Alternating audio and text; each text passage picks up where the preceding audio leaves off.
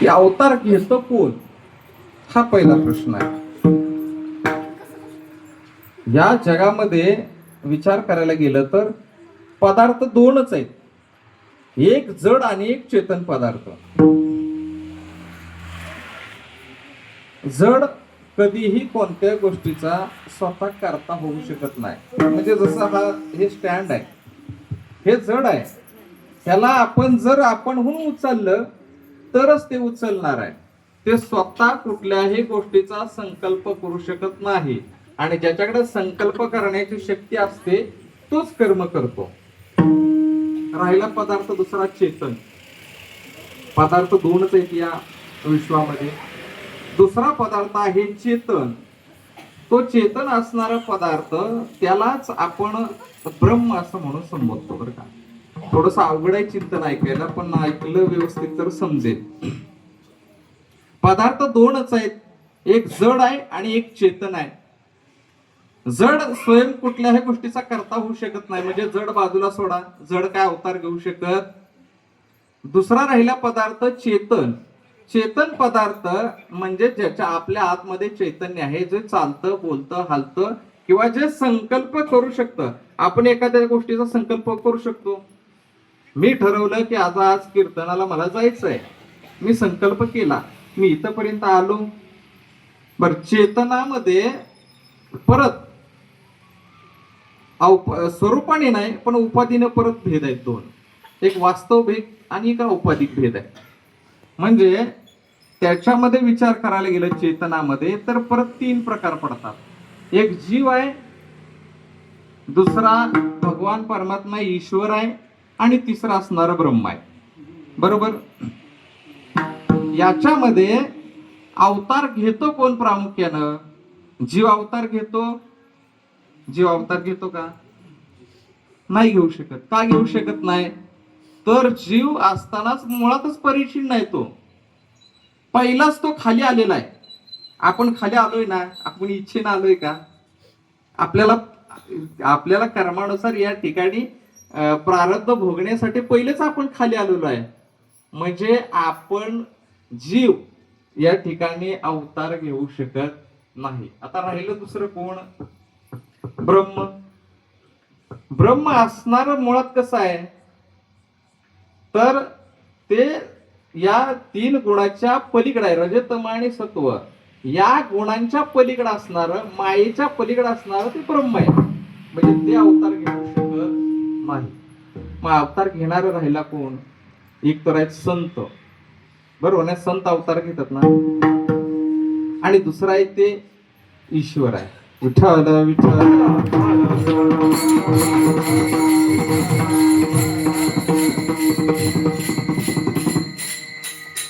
बरोबर, ईश्वर म्हणजे काय? ब्रह्म तर घेऊ शकत नाही अवतार, ना जीव घेऊ शकत नाही. राहिलं कोण? तर ईश्वर राहिला, म्हणजे भगवंत राहिला. बर, भगवंत अवतार घेतो, पण अवतार घेतो कशा पद्धतीनं? बघा, ज्या वेळेला हे ब्रह्मांड निर्माण व्हायचं होतं त्यावेळेला ब्रह्मांड म्हणजे त्याला मूल असं म्हणतात. मूल आणि अमूल ह्या दोन शक्ती आहेत. ही मूल असणारी ती ही म्हणजे निजा शक्ती आहे. ती असणारी माया हे भगवंताच्या संकल्पनेतून, म्हणजे आपण नाही का म्हणतो हे भगवंतानी काय मांडलेलं आहे? हा रंगवंश मांडलेला आहे. आणि ह्याच्यावर आपण कोण आहे? प्यादे आहेत आपण. त्याने सांगितलं तसं, झाडाची पान खाली ज्याची सत्ता. मग भगवंताच्या फक्त संकल्पनेनं निजा शक्ती निर्माण झाली, त्यालाच आपण काय म्हणतो? माया. आणि त्याच्या तशा उन्मेष मात्रेनं पराशक्ती पुनरुत्थिता, आणि तशा स्पंदन मात्रेनं अपराशक्ती पुनरुत्थिता. म्हणजे त्याच्या स्पंदनातून, म्हणजे निजा शक्ती नाही का, आपण तिथे थोडस प्रमाण ते इथं न म्हणण्यासारखं आहे, पण त्याच्या संयोगानं जी शक्ती तयार झाली ती पराशक्ती, आणि त्याच्या शक्तीनं जे निर्माण झालं, म्हणजे जसं तो ह्याचा वृक्ष आपण पाहिला नाही का ब्रह्माचा, तर त्या वृक्षाच्या मुळावरती आणि पालवी असणारी, मुळ असणारी, म्हणजे खोड असणार ते खाली आहे. याचाच अर्थ काय? त्या ब्रह्मापासून जे पुढं निर्माण झाली त्यालाच आपण पराशक्ती म्हणतो, आणि त्याच्या पुढं ज्या त्याच्या पालवी आली त्या पालवीलाच आपण या ठिकाणी अपराशक्ती असं म्हटलं जातं.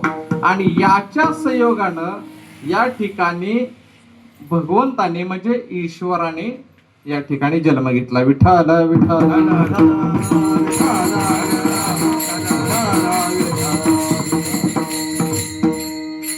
बरं, हे मी का सांगतोय तुम्हाला, तर आपल्या हिंदू धर्मामध्ये जी नवीन नवीन बरं का मुलं आहेत ना, त्यांना आता सध्याला अनेक प्रश्न या ठिकाणी विचारतात नास्तिक लोक, आणि त्यावेळेला त्या प्रश्नाचे उत्तर नाही देता येत आपल्या मुलांना.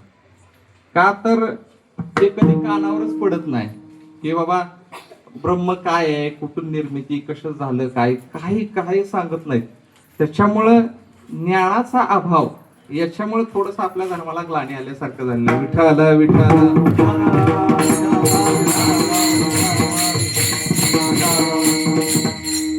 मग या ठिकाणी भगवंताच्या ब्रह्माच्या संकल्पनेतून माया निर्माण झाली. ज्या मायेच्या वश या ठिकाणी आपण तुम्ही आम्ही जे बसलेलो आहे, जे आम्हाला सगळ्या गोष्टी भौतिक गोष्टी ज्या डोळ्याने दिसत आहेत, हे सगळं मायेच्या अधीन आहे. आणि माया असल्यामुळं आपल्याला ते दिसतंय, आपण त्याचा उपभोग घेतोय. मग त्याच्या योगे परा आणि अपराशक्ती निर्माण झाल्या, आणि त्या शक्ती या ठिकाणी ईश्वर म्हणून या ठिकाणी रूपाला नावारूपाला आल्या. बरं, याच्यामध्येही परत देवाचे कार्य परत्वे 3 भाग पडतात. ज्या वेळेला या सृष्टीचा संहार होतो त्यावेळेला ते काम भगवान श्री शंकरांच्याकडे आहे, त्यांना आपण शिव म्हणतो. ज्या वेळेला सृष्टीची निर्मितीचा विषय येतो त्यावेळेला त्यांना आपण, ज्यांच्याकडे ते कार्य, त्यांना आपण ब्रह्मदेव म्हणतो, बरोबर. आणि ज्या वेळेला सृष्टीचे पालन पोषणाची ज्यावेळेस ही व्यवस्थेची ज्यावेळेस अवस्था येते त्यावेळेला त्याला आपण भगवान विष्णू म्हणतो, बरोबर आहे. म्हणजे कार्य परत्वे 3 भाग झाले. विठ्ठल विठ्ठल.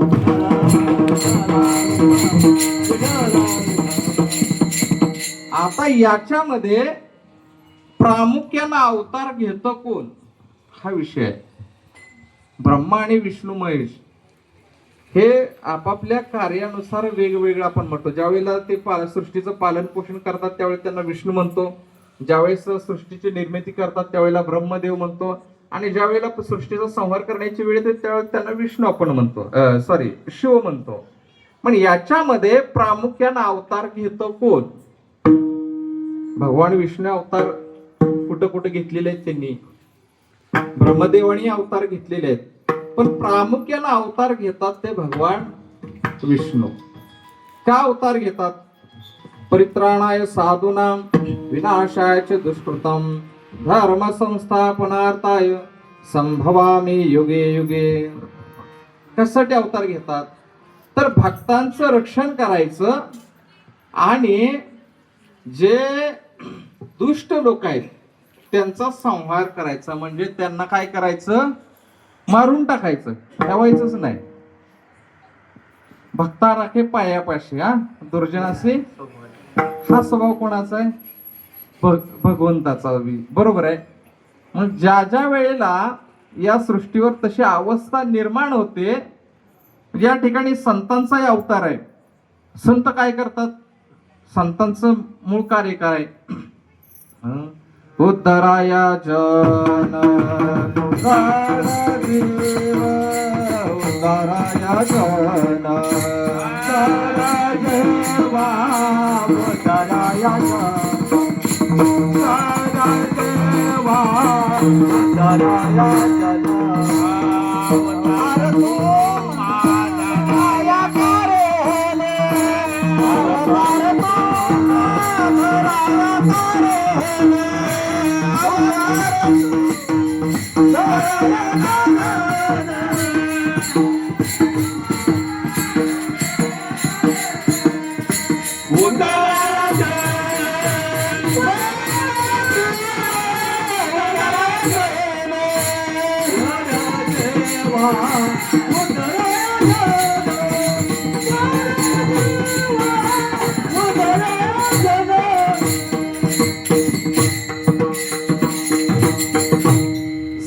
संतांचा अवतार कशासाठी आहे, तर जे जड जीव आहेत, मग संतांच्याकडे काय, दुष्टांनी जावं आणि चांगल्या लोकांनी जावं, सगळ्यांना जे सगळ्यांच्यासाठी ज्यांचा दरवाजा उघडा आहे ते कोण आहेत, तर ते संत आहेत. संतांचा मुळात अवतारच त्याच्यासाठी आहे. मग त्यांच्याकडे कोणी गेलं तर ते याच म्हणणार. पण जसं जे खळांची व्यंकटी सांडो तया सत्कर्म रती वाढ, म्हणजे त्यांचं म्हणणं काय आहे संतांचं, तर तो खळ मरून आहे, त्याची वाकडी बुद्धी मारावी. बरोबर आहे. पण देवाचं तसं आहे का?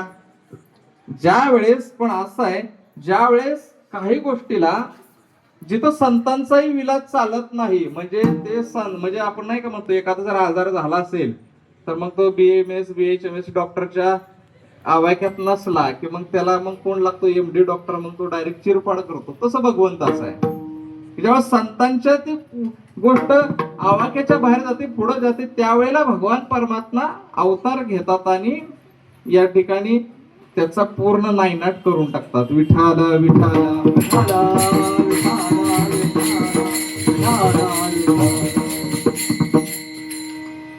मग ज्या वेळेस भगवान परमात्मा अवतारला येतात, त्यावेळेला अवतारला आल्यानंतर दुष्टांचा संहार करतात. संत रूपानं आलं की मग जे सदलोक आहेत त्यांच्यासाठी त्या ठिकाणी ते भक्ती मार्गाला लावतील, अनेक गोष्टी करतील.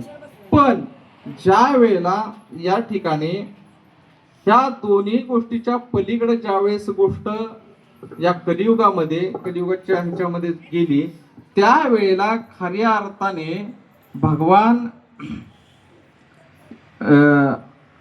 भगवान श्रीकृष्ण विठाल विठाल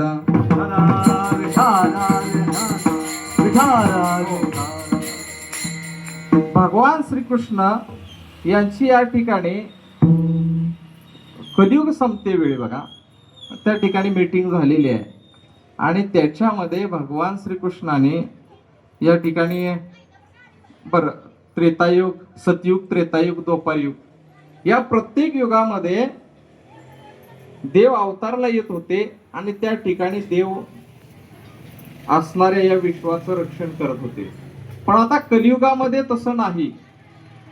मग त्यावेळेला कलियुगामध्ये या ठिकाणी अवतार कार्य संपवायचे आहे भगवान श्री विष्णूंना, ज्यावेळेस श्रीकृष्णाच्या रूपामध्ये या ठिकाणी अवतारला आले.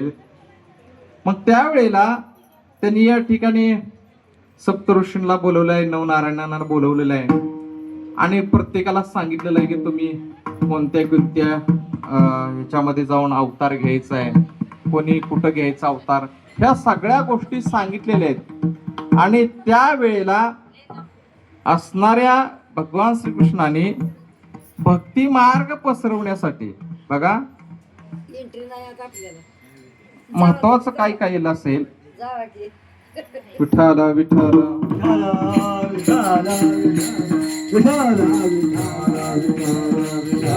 काय करावं लागेल, प्रवृत्त करावं लागेल. आणि त्यासाठी आणि नवनाथांना प्रत्येक ठिकाणी अवतार घ्यायला सांगितले आहेत. तसं बघायला गेलं वारकरी संप्रदायाचं आपली परंपरा तीच आहे. आदिनाथ गुरु सकळ सिद्धांचा मच्छिंद्र तयाचा मुख्य शिष्य मच्छिंद्राने बोध गोरक्षाशी केला. गोरक्ष वळला गहिनी प्रती गहिनी प्रसादे निवृत्ती दातार ज्ञानदेवासार. बरोबर आहे. म्हणजे आपली ही परंपरा तिथूनच आहे. आपली नवे सर्वांचीच परंपरा तिथून आहे. मग ज्या वेळेला भगवान परमात्मा या ठिकाणी अवतारला येणार आहेत बघा, ज्या वेळेला या ठिकाणी भगवंतानी अवताराचं नियोजन केलंय ते मुळातच का केलंय, तर हे विश्व तारण्यासाठी. मग हे विश्व कुठं बुडायला लागले हा महत्वाचा विषय आहे. तर हे विश्व असणार त्या ठिकाणी बुडायला लागलेलं आहे जिथं या ठिकाणी लोक दुःखी आहेत. बरोबर ना?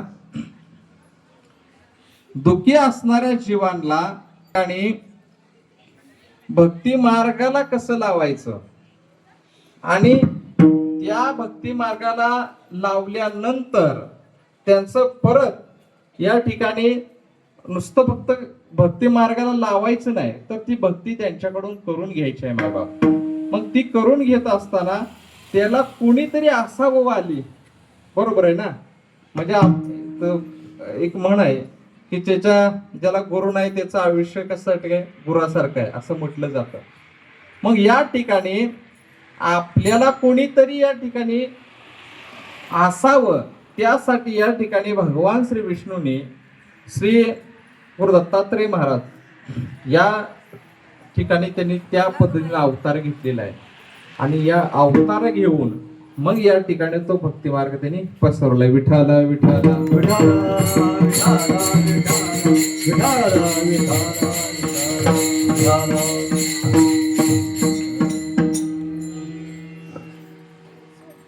ज्या वेळेला भगवान परमात्माने दत्त म्हणून या ठिकाणी अवतार घेतला आणि अवतार घेतल्यानंतर मग तसं बघायला गेलं तर कुठलाही संप्रदाय घ्या किंवा कुठलीही परंपरा घ्या, त्याचा शेवट जाऊन श्री गुरु दत्तात्रयाच्यापाशी थांबतो. कारण या कलियुगामध्ये अनुग्रह देणारे जर कोण असतील पहिले तर ते दत्त महाराज आहेत. कारण ज्या वेळेला बघा भगवान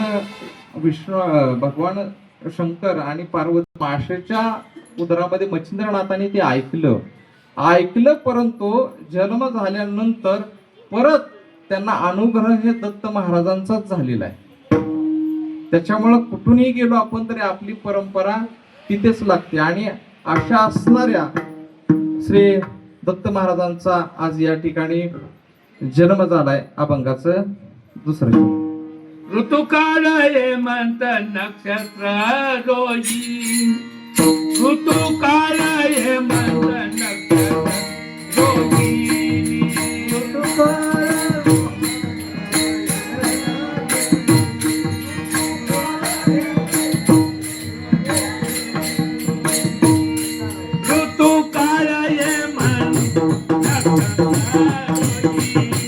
ऋतुकाळ हेमंत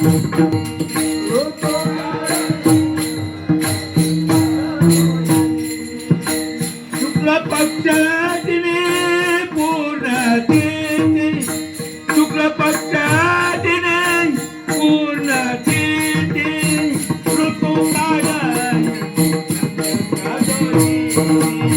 ऋतुकाळ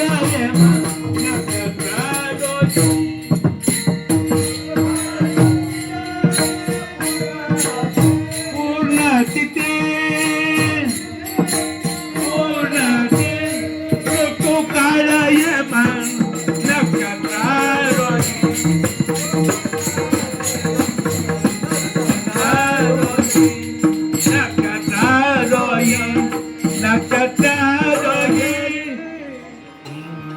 ऋतुकाळ हेमंत नक्षत्र रोहिणी शुक्ल पक्ष दिनी पूर्ण तिथी.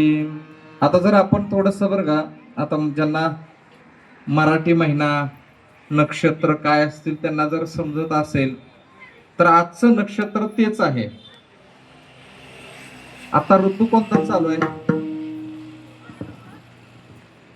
ऋतू चालू कोणता आहे माहिती आहे? आता सांगितलं बघा, तर ऋतुकाळ हेमंत.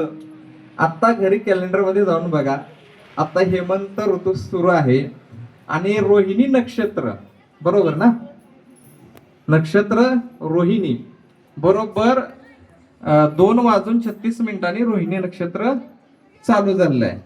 आणि पूर्ण तिथी ही असणारी काय आहे? ही पूर्ण तिथी आहे. पूर्ण तिथी सांगितलेलं आहे. म्हणजे असं काय नाही की बाबा हा अभंग कुठंतरी लिहिला काय झालं.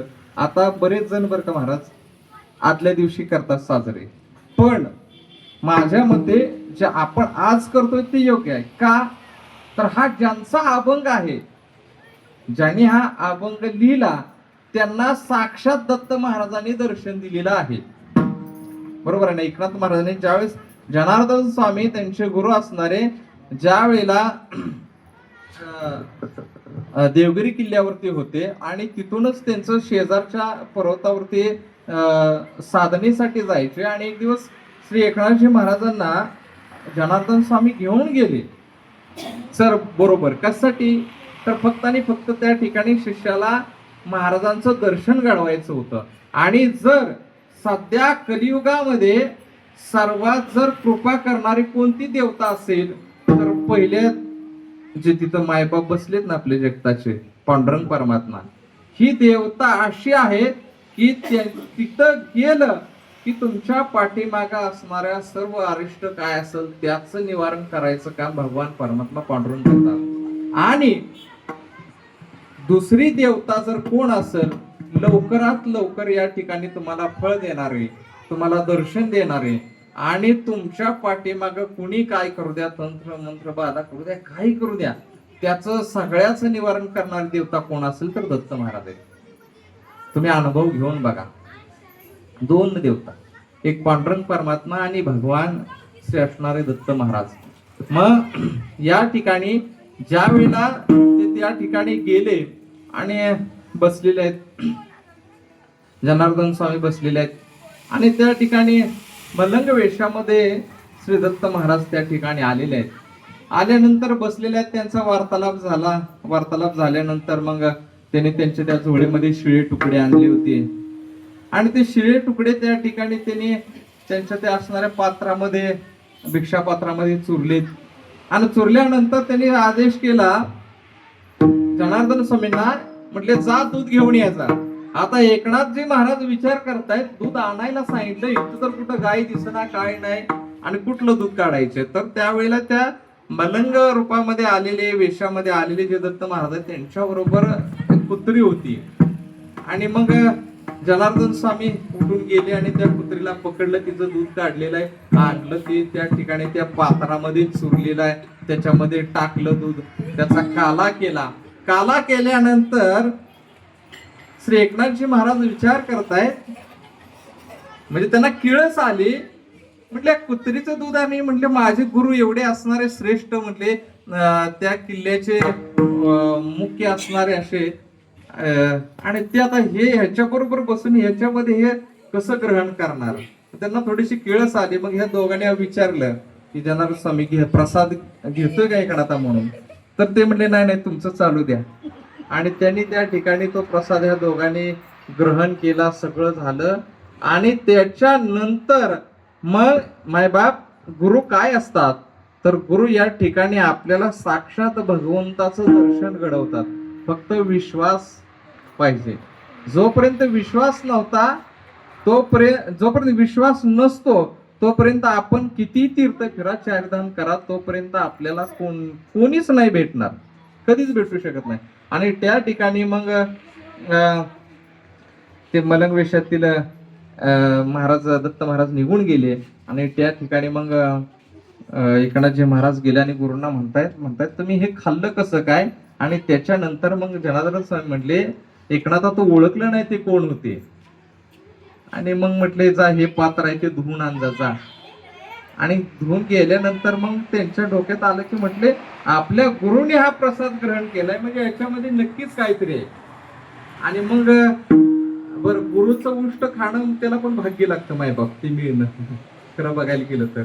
आणि मग त्यांनी ते पात्र धुतलं, त्याच्यामध्ये पाणी घेतलं आणि ते पिलं. आणि ते पाणी पिल्यानंतर मग त्यांना असं गोल सगळं फिरल्यासारखं झालं. असं वाटलं की हे सगळं ब्रह्मांड फिरतंय. मग या ब्रह्मांडामध्ये जे भगवंताचं भरलेलं चैतन्य आहे त्या ठिकाणी त्यांना त्यावेळेला दिसलं.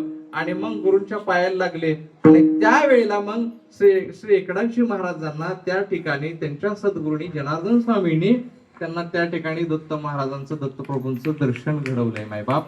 म्हणजे आणि ज्यांना साक्षात दत्त महाराजांचं दर्शन झालेलं आहे त्यांनी हा अभंग लिहिलेला आहे. म्हणजे त्यांनी लिहिलेलं प्रत्येक शब्द ना शब्द या ठिकाणी खरा आहे. विठ्ठल विठ्ठल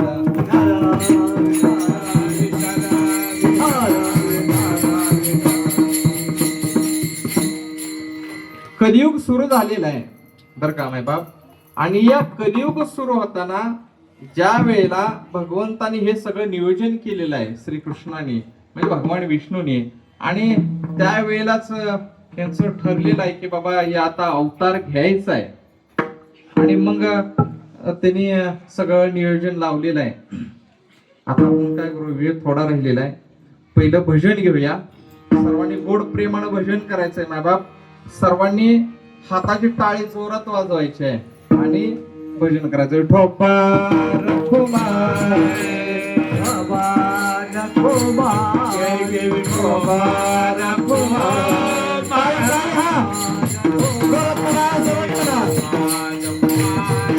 ठोपार खुमारे,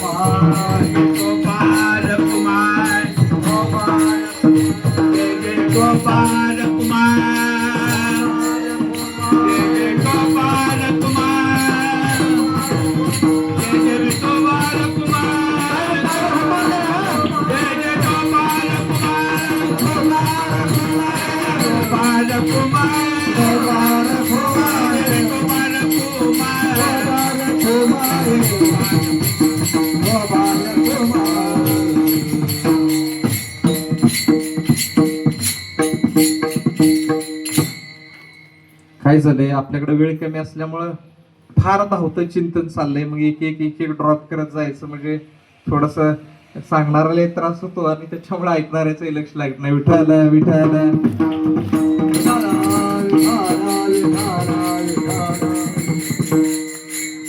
ज्या वेळेला आता अवतार घ्यायचं ठरलेलं आहे मायबाप, पण देव ज्या वेळेस एखाद्या ठिकाणी जायचा विचार करतो त्यावेळेला तो काय करतो पहिल्यांदा माहितीये तुम्हाला, सर्वांना माहितीये का? आपण जर एखाद्या पाहुण्यांच्या घरी जायचं म्हटलं तर त्या घरचे पाहुणे काय करतात, किंवा आपल्या घरी जर एखादा पाहुणा यायचा झाला तर आपण काय करतो त्याच्यासाठी? काहीच करत नाही. काय करतो? ठीक आहे चला, एखाद्या घरी मुलाला असं होत नाही, स्वप्नच म्हणावं लागेल आजच्या काळात, की एखाद्या मुलाला मुलगीकडचं बघायला यायचे असू द्या घरी, काय कराल हो तुम्ही? मग घराची स्वच्छता पहिली करता की नाही? सगळ्या गोष्टी जिथल्या तिथं, म्हणजे जे जे काय कमी आहे घरामध्ये, पोहे असेल काय काय, म्हणजे जे तुम्ही काय बनवणार आहे पाहुण्यांना खुश करण्यासाठी, त्या सगळ्या गोष्टी पहिल्या तुम्ही घरामध्ये आणून ठेवता. बरोबर आहे? असंच आहे, ज्या ठिकाणी भगवान परमात्मा जायचा विचार करतो त्या ठिकाणी त्याची सोय लावण्यासाठी अगोदर पुढं कोण येतं माहितीये का? कोण येतं? तुमच्या आवडीचं सर्वांच्या, ज्याच्यासाठी आपण धडपडतोय तुम्ही आम्ही. आणि आजकाल कीर्तनकार तर जास्त धडपडायला लागलेत. लक्ष्मी. त्यासाठी भगवान परमात्मा पहिलं त्या घरी पुढे लक्ष्मी पाठवतो. म्हणजे जसं ज्या वेळेला भगवंतानी गोकुळामध्ये अवतार घेतला त्यावेळेस त्याच्या आधी मग त्या गोकुळामध्ये एवढं नंदनवन झालं मायबाप, घरोघरी लक्ष्मीचा वास झाला होता त्यावेळेला. अशी अवस्था. लांबचं नाही, श्री एकनाथजी महाराजांच्या घरचा विचार करा. सगळ्यात जर श्रीमंत संत कोण असतील तर श्री एकनाथजी महाराज. का तर त्यांच्या घरी एवढी श्रीमंती होते, का तर तिथं देव आले होते. देव यायच्या अगोदर त्या ठिकाणी लक्ष्मी आली होती. बरोबर? कारण त्यांच्या घरी त्यांनी पाहिणी वाहिलेलं आहे असं म्हणतात. मग ज्या वेळेला भगवान परमात्मा येणार आहेत त्यावेळेस ते असे कोणाच्याही घरी येत नाहीत. पहिली गोष्ट. साधा वारकरी घरी आणायचं म्हटलं तरी वारकरी 10 वेळा विचार करतो, गडी कसा आहे. बरोबर आहे ना? विचार करतात ना. मग तसंच आहे भगवंताचं.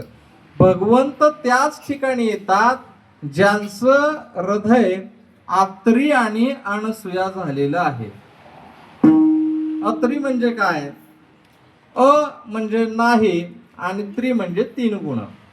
ज्याच्यावरती रज तम आणि सत्व या 3ही गुणाचा काही परिणाम होत नाही म्हणजे आत्री. जसं आपण जर बघायला गेलो ना तर आपल्या प्रत्येकामध्ये रज तम आणि सत्व या 3 गुणापैकी कुठल्या तरी एका सत्वाचं आपल्याकडं त्याचं प्रभुत्व आपल्यावरती राहतच. काय काय माळकरी पण शिवाय देतात, तुम्हाला माहितीये का? म्हणजे त्याच्यावर तामसी असणाऱ्या तमगुणाचं प्रभुत्व राहतं. मग असं आहे, तर ज्या ठिकाणी कुठल्याही गुण लागू पडत नाही असं हृदय ज्याचं झालेलं आहे. आणि अनुसूया नाही बर का, अनुसया तुमच्या आमच्या अनसूया, अननसाचा, न नळाचा, आणि मग सशाचा एक नाही, त्या स ला मग हुकार द्यायचा आहे, न ला हुकार द्यायचा. समजलं ना? अनसूया, अण म्हणजे नाही, आणि असूया म्हणजे ईर्ष्या द्वेष. जिच्या हृदयामध्ये कोणाही बद्दल तीळमात्र दोष नाही, तृष्णा नाही, असा असणारी ती अनसूया माता. असं हृदय ज्यांचं बनलं, देव त्यांच्याच घरी आला. विठ्ठल विठ्ठल.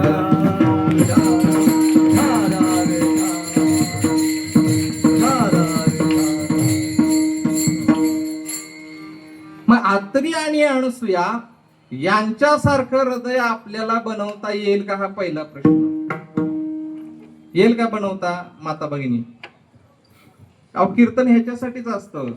आता मला इथं स्टँडअप कॉमेडियन सारखं जोक मारता येतील, काय अवघड नसते लोळवणं हसवणं. पण मायबाप ज्याच्यासाठी आपण कष्टलोय ना, धरी अवतार विश्व ताराया, मग तार आपल्याला त्यात तरायचं एक नाही, त्याने अवतार घेतला एक नाही. मग आपल्याला त्याच्यासाठी पहिली गोष्ट आहे की आपल्याला गुरु करावं लागेल, नामस्मरण करावं लागेल. या गोष्टी घडल्या तरच आपलं हृदय आत्री आणि अनसूया होणार आहे. मग या ठिकाणी त्यांच्या आता भगवंताला अवतार घ्यायचा आहे बघा. विठ्ठल विठ्ठल. अवतार घ्यायचाय, आता ठरलं, घर पण ठरवलं भगवंताने की त्या ठिकाणी अवतार घ्यायचा आहे. मग अवतार घ्यायचाय, पण तिथं जायचं कसं, हा पहिला प्रश्न आहे. मग या ठिकाणी असं झालेलं आहे की अनसूया मातेची जी चर्चा आहे की बाबा मृत्यूलोकामध्ये एक अशा अनसूया नावाची स्त्री आहे की जी पातिव्रत्यमध्ये विश्वामध्ये सध्या तर तिच्यापेक्षा श्रेष्ठ कोणीच नाही. आणि ही चर्चा देवलोकापर्यंत पोचलेली आहे, म्हणजे हे भगवंताने पोचवलेली आहे. आणि त्याच्यानंतर या ठिकाणी नारद महर्षींना हे काम दिलेलं आहे. आणि त्या असणाऱ्या ब्रह्मा विष्णू आणि महेश यांच्या तिन्ही पत्नी एका ठिकाणी बसलेल्या आहेत. श्री भगवान विष्णूंच्या पत्नीचं नाव काय? हा सांगा कोणीतरी. आणि भगवान श्री विष्णू शिव पार्वती माता. आणि ब्रह्मदेवाच्या पत्नीचं नाव काय? हा मला सांगू द्या. असं झालंय तुम्हाला खरं सांगू का, हा प्रश्न लहान मुलाला विचारलं तर ते ब्रह्मदेवावर सरस्वती मातेचा फोटो लावतात ना, तर सगळ्यांना असं वाटतंय की सरस्वती माता हे ती नाही हो, त्यांची ती मुलगी आहे. तर त्यांची असणारी पत्नी सावित्री आहे. त्या तिघी जणी बसलेल्या आहेत आणि बसल्यानंतर यांच्या गप्पा गोष्टी सुरू आहेत. आता ते काय पुरुषांच्या सारख्या गप्पा गोष्टी सुरू असणार आहेत का, की बाबा काय करायचंय, बजेटचं कसं करायचंय, उद्याचं काय करायचंय, हे कसं ते कसं, हे पुरुषांच्या गप्पा असतात. पण मायबाप स्त्रियांच्या गप्पा वेगळेच असतात. मग त्यांची चर्चा चालली काय म्हणे, पृथ्वी तलावर मृत्यू लोकामध्ये कोणतरी अशी एक पतिव्रता आहे म्हणतात की जे म्हणतात विश्वामध्ये तिच्यासारखी महान पतिव्रताच नाही. म्हटले काय म्हटले, मनुष्य लोक काय पण बोलतात म्हणले, आपण म्हणले देव स्त्री आहे, या जगताचे मायबाप पालनहार आहेत, त्यांच्या पण पत्नीने आपल्यापेक्षा श्रेष्ठ कोण असणार आहे, ही त्यांच्या मनामध्ये निर्माण झालेली असूया आहे बरं का, ईर्ष्या आहे. आणि त्याच वेळेला मग या ठिकाणी वातावरण चांगले बनलेलं आहे. आणि त्यावेळेस या ठिकाणी त्रिलोकामध्ये जे गमन करणारे आहेत, त्रिलोकामध्ये बरं का, आणि मनोवेगाने जाणार आहेत, ज्यांना वर आहे भगवान श्री विष्णूंचा, की बाबा कुठेही ते जाऊ शकतात कुठल्याही क्षणी, अशा असणारे नारद महर्षी त्या ठिकाणी आलेले आहेत. नारायण नारायण नारायण. आणि त्यांनी ते आलेले आहेत आणि आलेले म्हटले काय हो, काय चर्चा चालू आहे? म्हणले या या या नारद महर्षी या, तुमचीच वाट बघत होतो. आणि त्या ठिकाणी संत आलेले आहेत, त्यांना बसायला आसन दिलेलं आहे, पाणी दिलेलं आहे, त्यांचं यथोचित सन्मान केलेला आहे. आणि मग आपले चर्चा करत करत विचारलेलं आहे, का हो तुम्ही त्रिलोकामध्ये फिरता? हो फिरतो म्हटले. मग असं आम्ही ऐकलंय की मृत्यू लोकामध्ये अशी कोणतरी एक अणसूया नावाची कोणतरी आहे पतिव्रता की जे आमच्यापेक्षा श्रेष्ठ आहे. आता त्यांनी विचार केला, आता खरं बोलावं तरी त्रासच आहे आणि खोटं काय बोलता येत होतं असं कधी कधी, म्हणजे खरं असून पण खरं तर बोलता येत नाही. मग ते म्हटले, हे बघा तुम्हाला राग येणार नसेल तर म्हटले मी खरं सांगतो.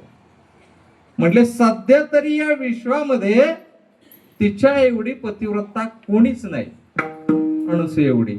आणि मग ह्या तिघींना भयंकर राग आलेला आहे. म्हटले आमच्यापेक्षा श्रेष्ठ. आणि मग त्यांनी ठरवलं, म्हटले नाही आपण एक काम करूया की तिची परीक्षा घ्यायला पाठवूया. बघा भगवंत मिळणं, घरी येणं एवढ्या सोप्या गोष्टी नाहीत. आता काय झालंय माहितीये का, काय काय बाह्यांकडनं तर एवढे आता नटलेले आहेत, काय बोलायला नको. असं वाटतं त्यांच्याकडे बघून आता हेच देव आहेत का काय. म्हणजे त्याला आमच्या भाषेत आम्ही काय म्हणतो माहितीये का, डबा असतो ना डबा, त्या डब्यामध्ये एक दगड टाकायचा आणि तो हलवायचा, तो कसा वाजतो माहितीये का, खडखड खडखड खड. आता सध्या अशी लोक जास्त आहेत ना, त्यांच्याकडं गुरु आहे ना नाम आहे, फक्त बोलायचं, नुसतं बोलायचं, हा आम्ही असं आहे तसं आहे, आणि पदव्या लावायच्या पाठीमाग. आता ते काळ जरा मोठं निघालेलं आहे. ज्याला भागवत मधला एक श्लोकाच भागवत सोडा, भगवद्गीतेचा एक श्लोक ज्याला संतेनं म्हणता येत नाही, आज त्यांच्या जर पाठीमाग बघितलं तर भागवताचार्य पदवी आहे त्या. विठ्ठल विठ्ठल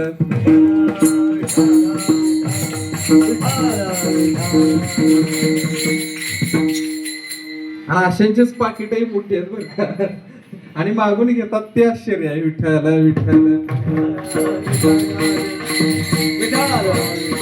आणि मग त्या ठिकाणी या तिघी म्हटल्या आपण काम करूया, आता आपल्या पतिदेवांना पाठवूया आपण परीक्षा घ्यायला. पण ते म्हणजे असे जाणार नाहीत. म्हटलं आपल्याला काहीतरी करावं लागेल. मग तिने तिघीने रुसायचं नाटक केलेलं आहे. या ठिकाणी अन्नपाणी सोडून बसलेले आहेत. भगवंत आलेले आहेत. आल्यानंतर विचारलं का हो काय झालं, आणि मग उगाच लटकर राग आणला त्यांनी आणि सांगितलं की म्हटले आम्ही देवश्री असून सुद्धा आमच्यापेक्षा कोणीतरी श्रेष्ठ आहे. म्हटले हे मोठं आमचं दुखणं आहे. एक काम करा, तुम्ही परीक्षा घ्यायला जावा, नाहीतर मग काय तुमचं खरं नाही. आणि मग नायविलाज असतो या तिन्ही देवांना त्या ठिकाणी परीक्षा घेण्यासाठी यावं लागलेलं आहे. आणि आश्रमाजवळ आलेले आहेत.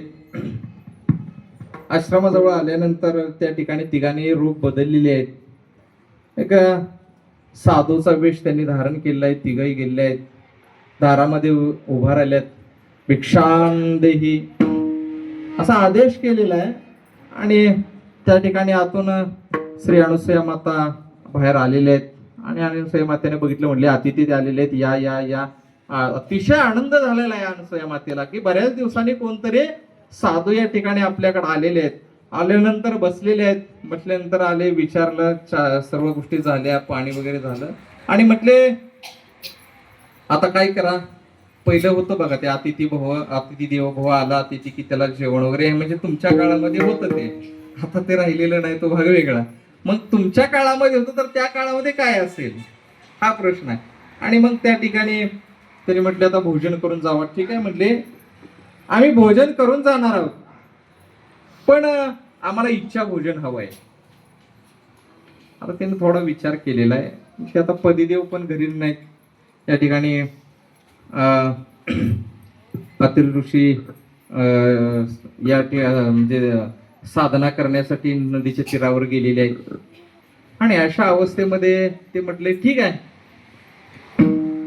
काय पाहिजे सांगा, पदार्थाचं नाव सांगा, मी बनवून देईल तुम्हाला. तर त्यांनी तिघही म्हटले की आम्हाला या ठिकाणी परिस्थिती कशी आहे ती महत्वाची आहे.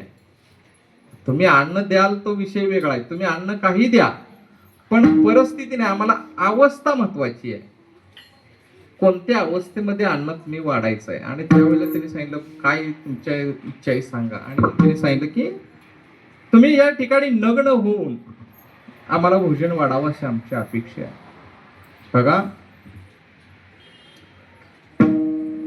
एका क्षणामध्ये काही विचार न करता मी काहीतरी वेगळं त्यांनी मनामध्ये विचार केला की आहे.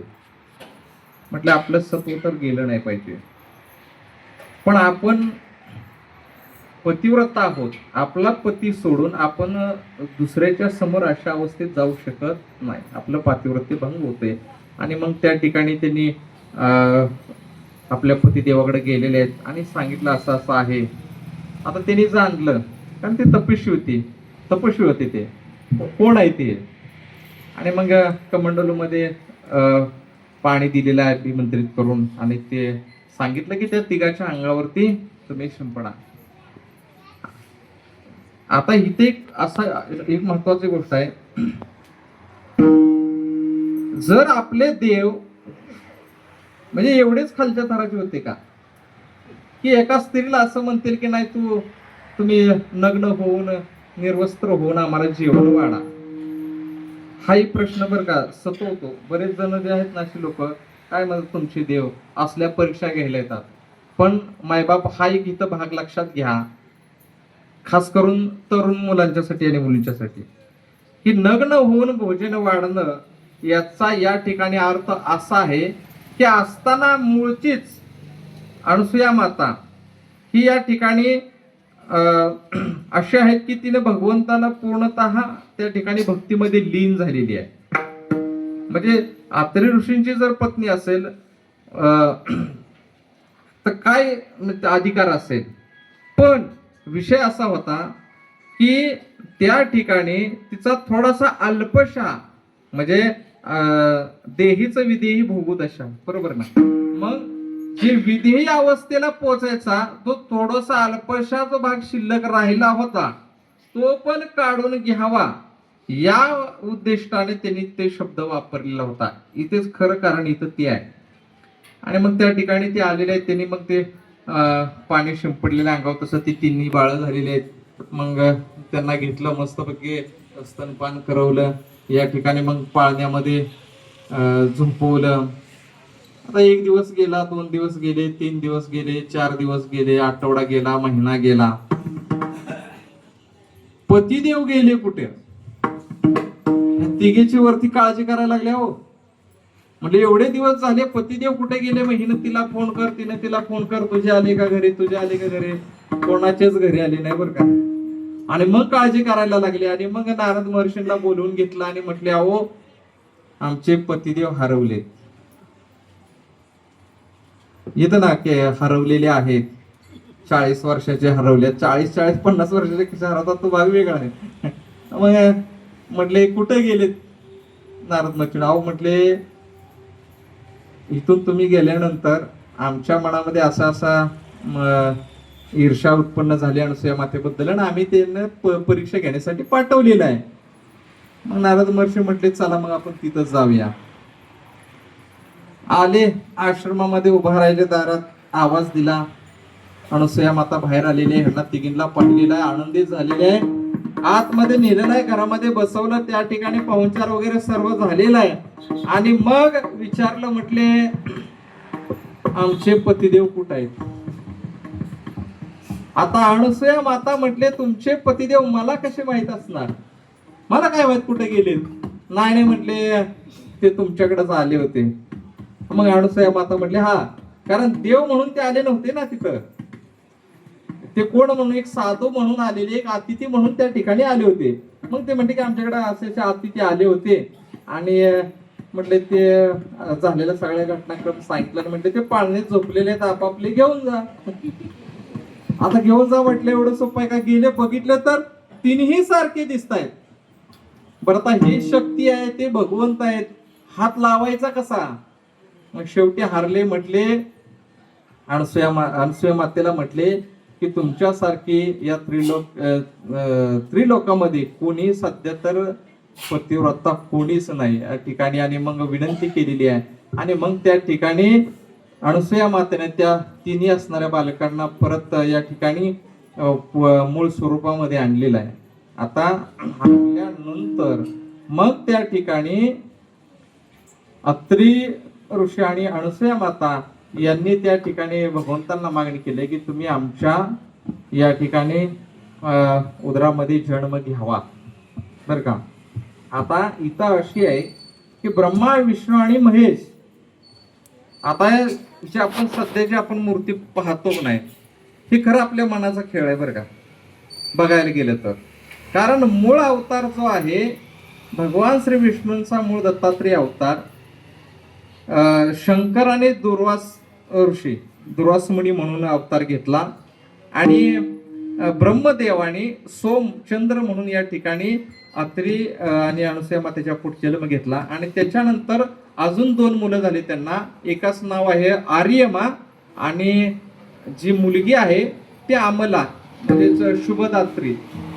आर्यमा देवता काय करते तर जेवढे आपले पितर योनी आहे ना, तर कुणाच्याही घरी बरं का, कुठल्याही कुळामध्ये कुणाच्याही घरी जर पितराला ज्या वेळेस त्या ठिकाणी भोग देतात नाही त्यावेळेला त्या ठिकाणी आर्यमा देवतेला बोलवावंच लागतं, त्याशिवाय तो भोग दिला जात नाही. मग या ठिकाणी सर्वांचं कल्याण करण्यासाठी या ठिकाणी श्री दत्त महाराज यांनी या ठिकाणी अवतार घेतलेला आहे. अवधूत चिंतन श्री गुरुदेव दत्त. पुढचं फुलं वाटायला घेता का?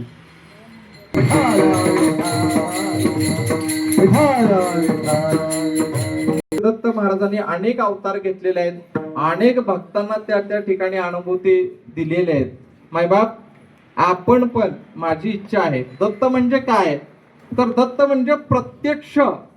दत्त म्हटलं की जे हाके सरशी उभं राहतात ते दत्त महाराज. दत्त महाराजांची ख्याती काय सांगावी मायबाप, कारण कलियुगामध्ये मगाशी सांगितलं तुम्हाला सगळ्यात जर लवकर प्राप्त होणारी कोणती देवता असेल ते दत्त महाराज आहेत. आणि मायबाप, तुम्ही अनुग्रह घेतला, वारकरी संप्रदायामध्ये आला तर खऱ्या अर्थानं गुरूंच्या कर्वे मिळणारा जो मंत्र आहे तो त्यांचाच आहे, त्यांनीच दिलेला आहे कलियुगामध्ये. आणि अवतार घेतला का त्याचं मूळच कारण असं आहे की तुम्हा आमचा जड जीवांचा उद्धार व्हावा आणि आपण या ज्या मृत्यूलोकामध्ये जन्माला आलेलो आहोत या 84 लक्ष अडकायला नको म्हणून या ठिकाणी खऱ्या अर्थाने दत्त महाराजांनी आपल्याला या गुरु परंपरेमध्ये जे नाम दिलेलं आहे मायबाप. आता इथं नामधारक असतील बरेचसे म्हणण्यापेक्षा सर्वच म्हणावं जेवढे वारकरी आहेत मायबाप. ते नाम असं आहे, आता ते मला वेळ नाही तेवढा सांगायला, नाहीतर त्याच्यावरती नामावरती फार बोलतो. कारण माझी या ठिकाणी जुन्या आखाड्याची नाथ संप्रदायाची दीक्षा आहे.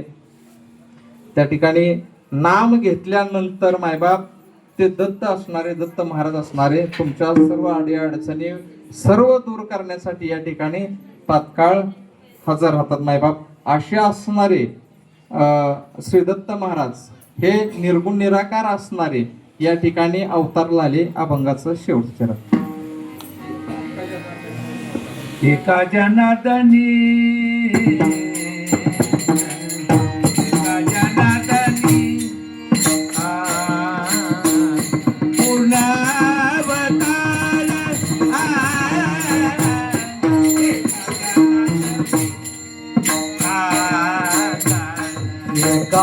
जनार्दन एका जनार्दन